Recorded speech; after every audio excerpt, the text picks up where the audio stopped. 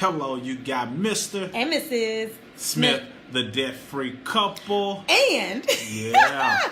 the myEcon expansion leaders in Little Rock, Arkansas. We are your myEcon EVP Infinity CEOs and top producers in Little Rock, Arkansas. Right? Little pat on the back for us. Absolutely, all right? absolutely. And what we want to talk about, you guys, let me just give you a little bit of history, okay? One of the things that is a big part of our history here in Little Rock, Arkansas is the Little Rock 9, okay? If you don't know anything about the Little Rock 9, you can most definitely look that up. But it is 9 little black children who actually entered Little Rock Central High School, okay, back in the day at the very end of the segregation, okay? So they kind of jump-started the desegregation here in Arkansas, all right? That is known as the Little Rock 9, and it's a very, very big part of our history, okay? Now, we're going to just play on those words of the Little Rock 9, and what we are going to give you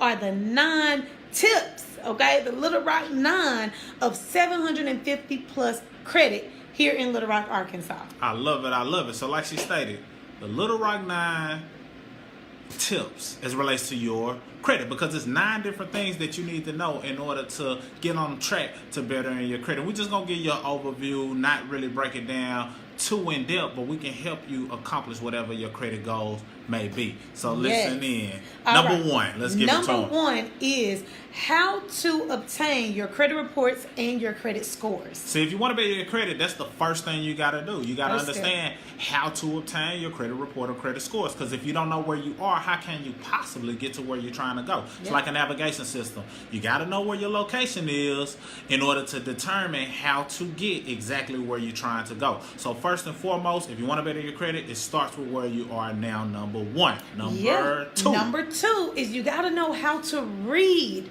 your credit report. See, when you pull that credit report, that thing is thick sometimes, okay? Especially if you've had different instances, a little track record, right? I tried to say it nicely, but it can be pretty thick. You need to know exactly what the companies are looking at and how they're actually coming up with your overall score.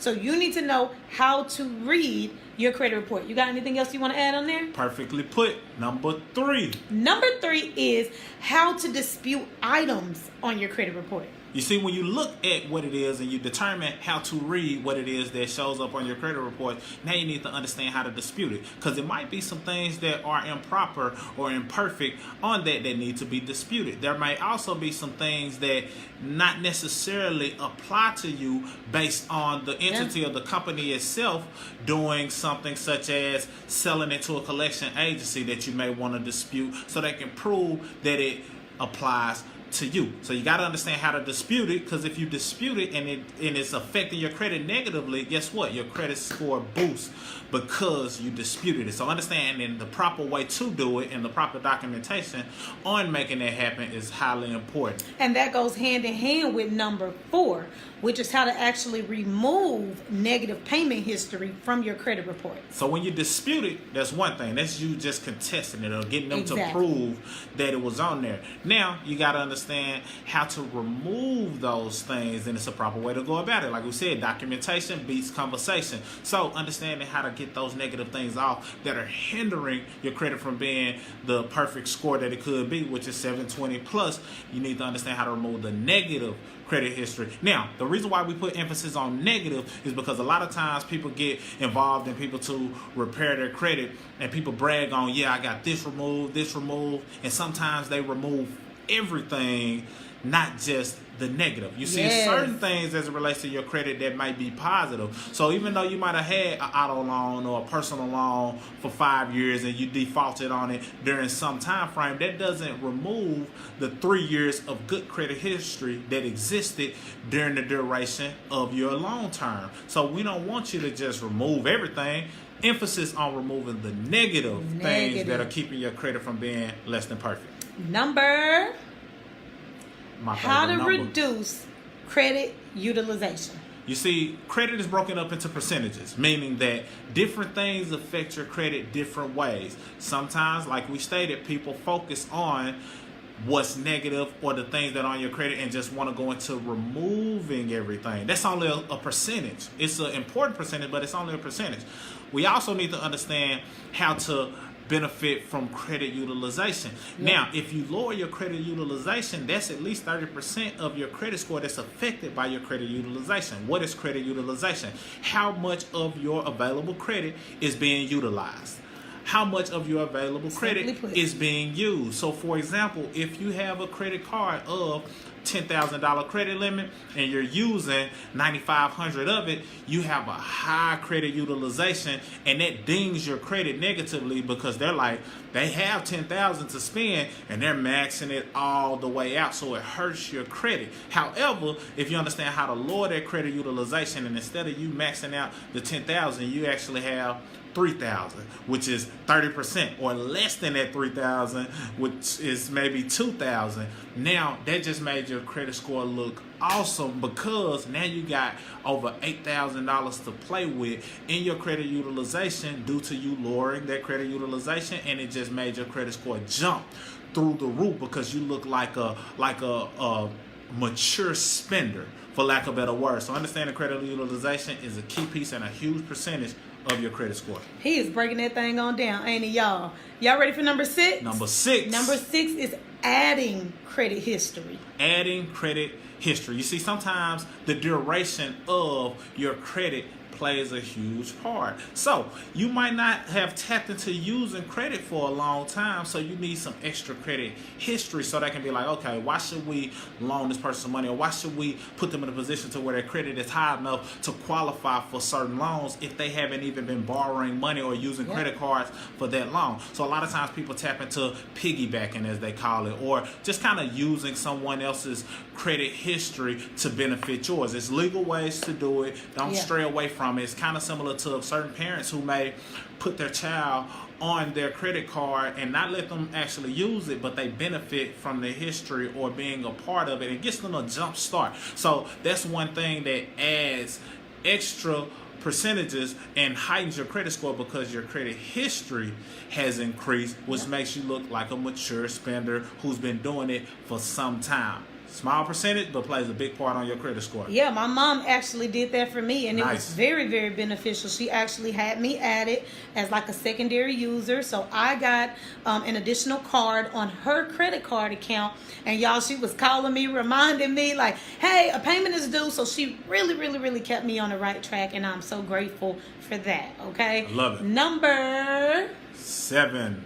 Number 7 is applying for new credit. You got to know how to apply for new credit. Now, see, the credit history is about the past, the history of your credit. But sometimes you got to apply for new credit because sometimes that may not be enough. Depending on your scenario, you might need to boost your credit score based on some new habits that you create. So it's a ton of different ways that you can apply for new credit. You can get a secured credit card. You can get, sometimes people do furniture. Sometimes you can get your rent to where you pay your rent and you get credit, or you get credit for paying your rent, which helps boost your credit. That's all found in creating new credit, so that now, okay, we have your current situation, you got some history in place, but let's make sure your future credit decisions are reflected on your credit score. And now every 90 days, because credit runs in 90-day cycles, your credit is getting better because you're implementing all of the percentages of credit, not just focusing on one thing. So you definitely got to understand that, and that's number 7 out of Little Rock 9 tips and things to do in order to boost your credit. Let's give them number 8. Number 8 is how to get credit mixture. Now that's what we've been talking about the whole time. Like I said, you can't just focus on one thing. You need to have a mixture of things in order to boost your credit. What is credit mixture? It's exactly what it sounds like. Anytime you're making anything, you have to mix up several different ingredients. It's all about diversifying everything. You want to diversify your income streams, but as it relates to credit, you want to diversify where your credit comes from. Okay, it may be a personal loan here. It may be an auto loan here. It may be a credit card here. It may be a home mortgage here. It may be a secured credit card. So those are all different things that affect your credit differently, give you different interest rates that shows, okay, this person knows how to use all forms of credit. You know what?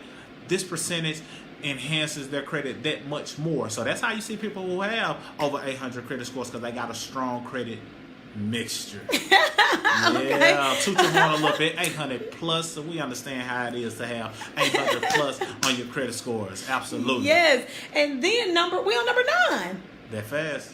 How to check disputes. Now, once you dispute the credit, don't get me wrong, you might get some kickback. You might get some entities that saying, yeah, you owe this, or you do need to still pay this. And that may be the case. If you do, then a lot of times you can negotiate what you pay and you end up paying less. A lot of times you can have them to have to prove what it is that you owe, and if they can't justify it or show that it's directly connected to you, guess what?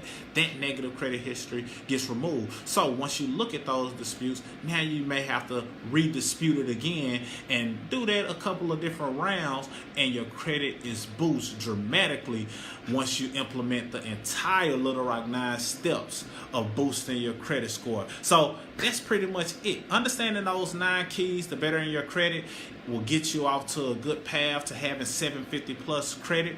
And if you want us to assist you or give you access to the resource that we strongly recommend, the #1 do-it-yourself credit platform in the nation, then definitely reach out and we can assist you or give you access, answer any questions you may have, or you can just click the available link and get access to it yourself. And I promise you, even if you have no clue how credit works, this credit platform will show you what you need to do in order to get from where you are now to 750 plus credit. Yeah, we're excited, you guys. We're helping people all over the nation to boost their credit right here from little old North Little Rock, Arkansas. So make sure you're clicking the link and you're reading our description, and we can definitely help you take your credit to the next level. We can give you access to the Little Rock 9 of 750 plus credit. I love it. I love it. That's all we got for now, Mr. and Mrs. Smith. Signing out. Salute.